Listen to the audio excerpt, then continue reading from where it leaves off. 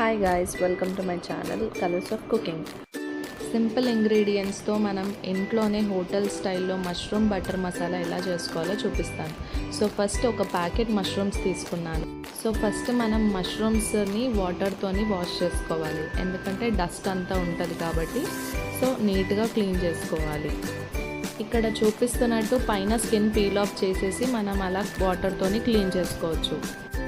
So అట్లా first time clean చేసిన తర్వాత మళ్ళీ బౌల్లోకి తీసుకొని మళ్ళీ ఫ్రెష్ వాటర్తోని మళ్ళీ ఒకసారి క్లీన్ చేసుకోవాలి.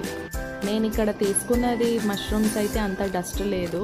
సో కొన్ని మష్రూమ్స్లో ఏంటంటే మట్టి నల్ల మట్టి అంతా ఉంటుంది. సో దాన్ని బాగా కడుక్కోవాలి. ఇప్పుడు మళ్ళీ ఒకసారి ఫ్రెష్ వాటర్ తీసుకొని అందులో కొంచెం రాళ్ళ ఉప్పు వేసి ఉప్పు నీటితోని బాగా శుభ్రం చేసుకోవాలి. అంతా నీట్గా క్లీన్ చేసి వాష్ చేసుకున్న తర్వాత ఒక బౌల్లోకి తీసుకోవాలి.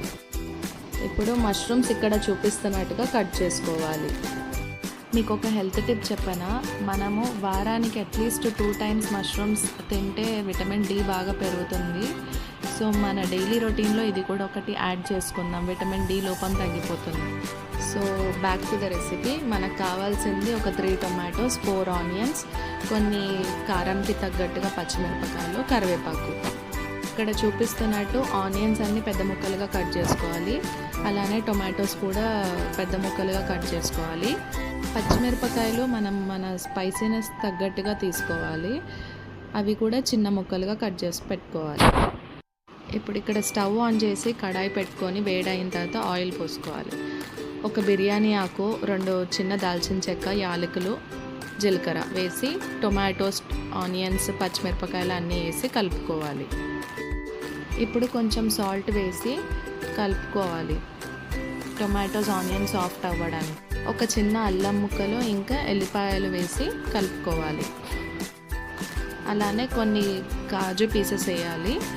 ఇంకా ఒక చిన్న స్లైస్ ఆఫ్ బటర్ వేసుకోవాలి అండ్ బాగా కలుపుకోవాలి. టొమాటోస్, ఆనియన్స్ అంతా సాఫ్ట్ అయ్యేంత వరకు కుక్ చేసుకోవాలి. ఇప్పుడు మూత పెట్టేసి సాఫ్ట్ అయ్యేంత వరకు అంతా కుక్ చేసుకోవాలి. ఇక్కడ చూస్తున్నారు కదా, మొత్తం సాఫ్ట్ అయిపోయింది టొమాటోస్, ఆనియన్స్. చల్లారిన తర్వాత ఇది మిక్సీ పట్టుకోవాలి. ఇది మనకి గ్రేవీ కోసము. సో ఇది బాగా మెత్తగా గ్రైండ్ చేసుకోవాలి. కొంచెం వాటర్ వేసి బాగా మిక్సీ పట్టుకోండి మెత్తగా. ఇక్కడ చూస్తున్నట్టుగా ఒక బౌల్ మీద నెట్ పెట్టుకొని మనం ఏదైతే ప్యూరీ మిక్సీ పట్టుకున్నామో అదంతా తీసుకొని ఇలా వడగట్టాలి. ఇలా ఎందుకు అనంటే మనకి ఫైన్ గ్రేవీ కావాలి కాబట్టి సో వడగడుతున్నాం.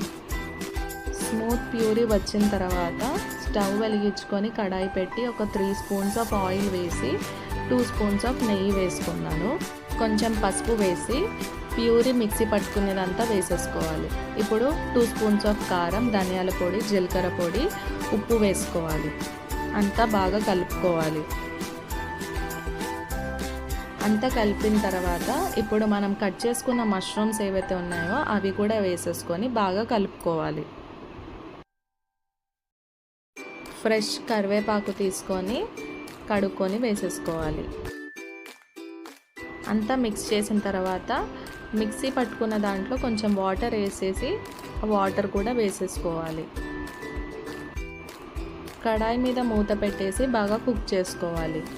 మష్రూమ్స్ నుంచి వాటర్ అంతా వస్తుంది. సో వాటర్ అంతా ఎంకిపోయేంత వరకు మనం కుక్ చేసుకోవాలి.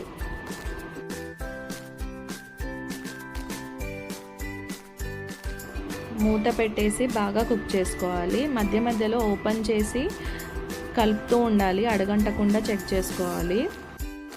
ఇప్పుడు కొంచెం డ్రై రోస్ట్ చేసిన కసూరి మేతి వేసి బాగా కలుపుకోవాలి. గ్రేవీకి స్వీట్నెస్ కోసం కొంచెం చక్కెర వేసుకున్నాను. అలానే 2 spoons ఆఫ్ మీగడ, ఫ్రెష్ మీగడ వేసి కలుపుకొని మూత పెట్టుకోవాలి.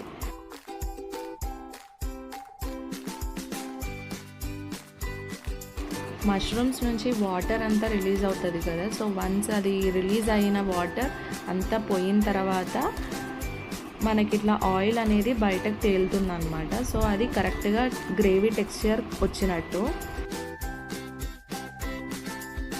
ఇక్కడ చూస్తున్నారు కదా, పర్ఫెక్ట్గా కుక్ అయింది గ్రేవీ అంతా. సో ఇప్పుడు ఫ్రెష్గా కట్ చేసుకున్న కొత్తిమీరని వేసుకో.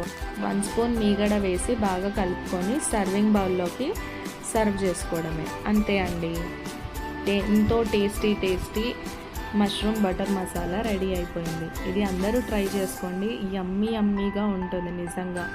ఇది పుల్కాలోకి కానీ, రుమాల్ రోటీస్కి కానీ, జీరా రైస్కి కానీ, బగార్ రైస్కి ఏ దానికైనా బాగుంటుంది. థ్యాంక్స్ ఫర్ వాచింగ్ అండి. బాయ్.